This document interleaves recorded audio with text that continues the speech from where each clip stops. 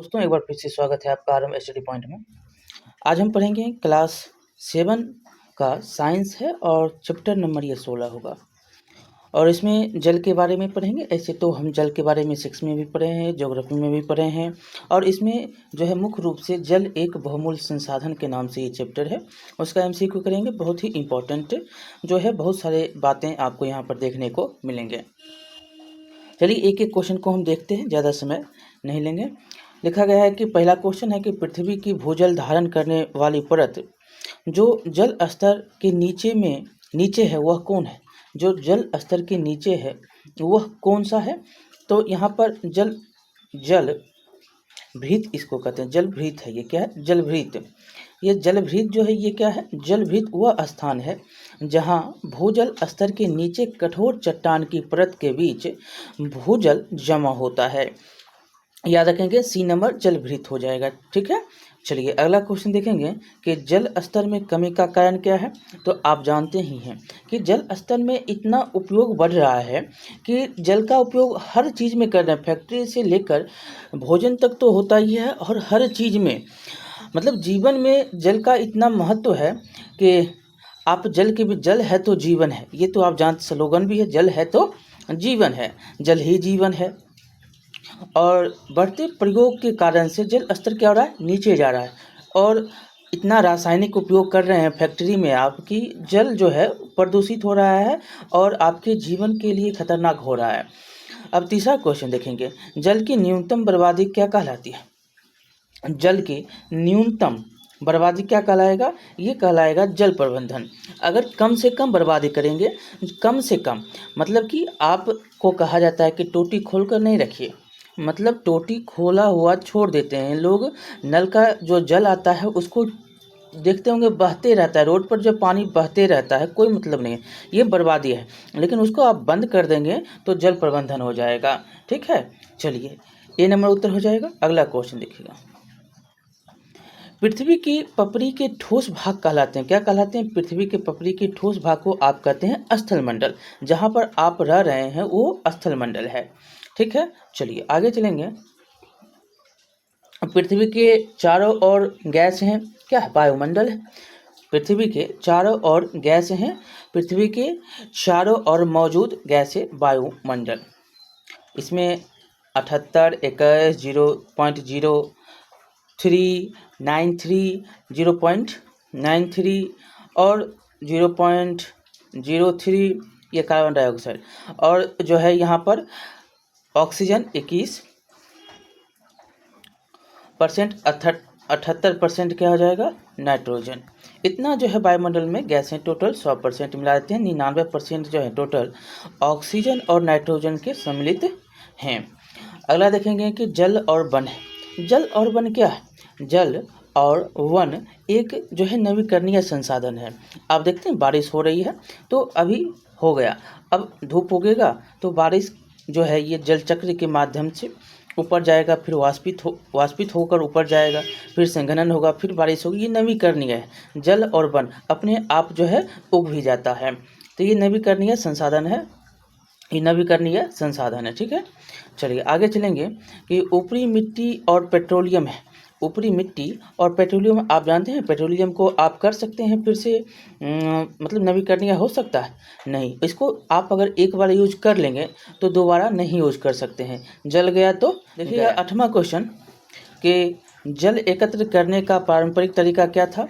ये तरीका था तो बावरी था। क्या बावरी में जल एकत्रित करते थे फिर उसका उपयोग करते थे? कुआं में तो खुद जो है भूजल जब ऊपर आता है तो आप कुआं का उपयोग करते हैं। ऐसे भी कुआं का पानी भी सूख जाता है, जब बारिश होती है तब जो है भूजल स्तर बढ़ता है, तब आप कुएं का उपयोग करते हैं। नदियों में भी अभी देखते हैं कि गंडक उफान में मतलब आ रहा है, पानी बढ़ रहा है, तो नदियों से जो है आप पानी उपयोग सिंचाई में करते हैं। ऐसे जो है नदियों के भी पानी सूख जाते हैं गर्मी के दिनों में, नदी का भी पानी सूख, बारिश होता है तो नदी पानी आपको मिलता है।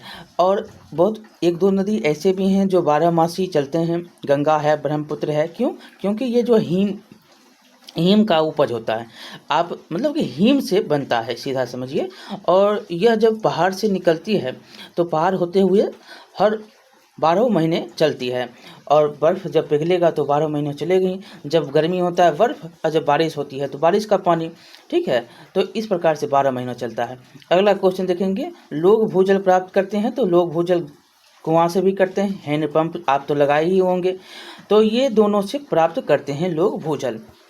अगला है कि पानी की बर्बादी को कम करने के लिए क्या करेंगे, तो ब्रश करते समय आप क्या करेंगे, नल के जल को बंद कर देंगे, नल बंद कर देंगे। ठीक है, अगला क्वेश्चन देखिएगा, जल संचयन के फायदे क्या हैं, तो मिट्टी और जल प्रदूषण कम हो जाता है। ठीक है, यहाँ पर सूखे के लिए होता है, सूखे के लिए प्रभाव आवश्यक है। अगर सूखा हो रहा है तो जल संचयन करिए, सूखा मतलब कि बारिश होगी या बारिश या आप नदी का या नहर का बहुत सारे व्यवस्था करते हैं पानी का, ताकि जो है सूखा नहीं रहे। तो ये हो गया, और पानी की गुणवत्ता में भी सुधार होगा जल अगर संचय होगा तो। ठीक है, तो ये सभी के सभी हो जाएंगे, यहाँ पर के लिए लगा लेंगे। अगला देखेंगे, कुओं, बोरिंग और हैंडपंपों में पानी कहाँ से आता है, तो भूजल से आता है। कहाँ पे, नीचे से, मतलब भूजल से आता है। सी नंबर उत्तर हो जाएगा। अगला क्वेश्चन देखिएगा, पृथ्वी पर जल का मुख्य स्रोत क्या है, यही सब है, वर्षा है, बर्फ है, ग्लेशियर है, ये सभी के जो हैं पृथ्वी पर जल के मुख्य स्रोत हैं। ग्लेशियर पिघलता है तो बारिश, देख रहे हैं ग्लेशियर अगर गर्मी के दिन में पिघल रहा है तो बाढ़ आता है ना। बाढ़ बिहार में सबसे ज़्यादा किसको कहा जाता है, शोक कहा जाता है कोसी को। बिहार का शोक किसे कहा जाता है, कोसी को कहा जाता है, कोसी। अगला देखेंगे, निम्न में से कौन जल स्तर बढ़ाने में सहायक है, देखिए आ गया, वर्षा जल संचयन, कृत्रिम झील बनाना, फसल कटाई। ये पूछ रहा है कि कौन सा जो है जल स्तर बढ़ाता है, तो वर्षा जल संचयन जो होगा, वर्षा का जल जो होगा वो क्या करेगा, जल स्तर को बढ़ाएगा। वो आप देखते हैं बड़ा बड़ा डैम आप उपयोग करते हैं तो उससे जल बढ़ता है। और साथ ही साथ जो है वर्षा जब होता है तो बाढ़ भी आती है, ज़्यादा बारिश होगी तो, और इससे भी जल संचयन होता है। सभी जगह जो है पानी ही पानी आपको दिखाई देता है। आगे चलेंगे कि इस स्रोत से किसका उपयोग, 15 नंबर है, इस स्रोत से किसका उपभोग नहीं किया जा सकता। किसका उपभोग नहीं कर सकते, समुद्र का करिएगा, नहीं करिएगा, क्योंकि लवण युक्त है। और झील, बारिश, नदी, इसका उपभोग आप करते हैं लेकिन समुद्र का नहीं करते। अब 16 नंबर क्वेश्चन है कि इनमें से एक सतही जल का स्रोत कौन सा नहीं है, वर्षा है, नदी है, झील है और झरना इसमें नहीं है। झील कैसे निर्माण होता है ये तो आप जानते ही हैं। तो झरना इसमें सतही स्रोत का जो है, सतही जल का स्रोत नहीं है। अगला क्वेश्चन देखिएगा, प्राकृतिक जल का शुद्धतम रूप क्या है। प्राकृतिक जल जो होता है वो वर्षा जल होता है, शुद्धतम होता है। प्राकृतिक, अभी जैसे बारिश हो रही है तो ये प्राकृतिक रूप से वर्षा जल का स्रोत जो होता है सबसे शुद्ध होता है। आप उसका TDS नाप सकते हैं कितना होता है, 12-13 होता है। अगला देखेंगे कि इस विधि से जल का संरक्षण नहीं होता। आप बताइएगा कि इस विधि से किस विधि से नहीं होता है। तो अगर आप वनस्पति को, पेड़ पौधे को काटेंगे तो जल का संरक्षण होगा, नहीं होगा, इस विधि से नहीं होगा। अधिक पेड़ लगाइएगा तब होगा, पानी का पुनर्चक्रण होगा, ड्रिप सिंचाई से आप उपयोग करेंगे तब होगा, लेकिन पेड़ काटेंगे तो जल संरक्षण नहीं होगा। यह भूजल स्तर है, कौन सा भूजल स्तर है, देखेंगे जल स्तर, जलभूत, जल जो है भृत है, जलभूत ने जल भृत है। ठीक है, और ऐसे जल स्तर जो है, जल का स्तर, ये देख रहे हैं, भूजल का स्तर क्या है, जल स्तर है, नीचे वाला जो भाग है वो होता है जल स्तर। 20वां नंबर क्वेश्चन के सिंचाई की यह विधि पानी की बर्बादी को कम कर सकती है, तो ड्रिप विधि का उपयोग करिए। ड्रिप विधि द्वारा आप पानी बर्बाद कम करिएगा। अगला क्वेश्चन देखेंगे, मिट्टी में पानी का रिसाव कहलाता है, क्या कहलाएगा। मिट्टी में अगर पानी का रिसाव हो रहा है तो वो जो है कहलाएगा अंतर संयंदन विधि, या आप मिट्टी का पानी जो है रिस रहा है तो अंतर संयंदन विधि कहलाता है। यहाँ पर जो है अंतःस्राव होता है, अंतःस्राव या अंतर संयंदन,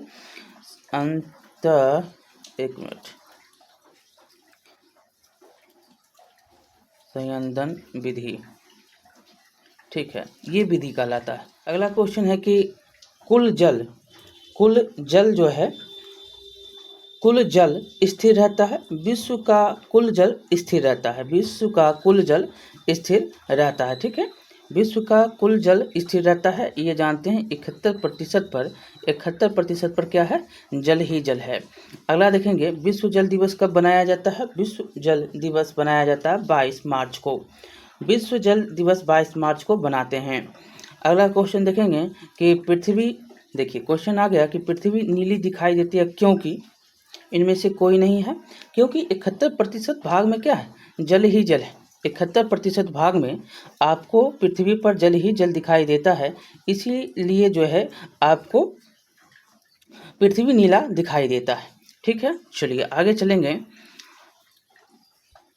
बर्फ और बर्फ के आवरण के रूप में मौजूद है। किस रूप में मौजूद है, तो यहाँ पर ठोस के रूप में मौजूद है। आप देखते हैं ना, ठोस के रूप में बर्फ जो है, ग्लेशियर जो पिघलता है तो ये ठोस के रूप में मौजूद है।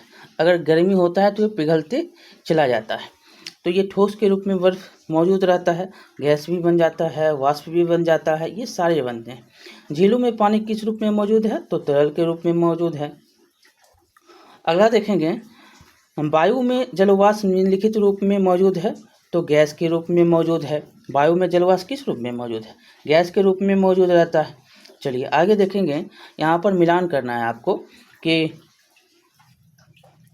पहला है कि ऊपरी सीमा, नहीं पहला इसमें है, पहला इसमें विश्व जल है ना, विश्व जल ऊपरी सीमा ऊपर नीचे वाले।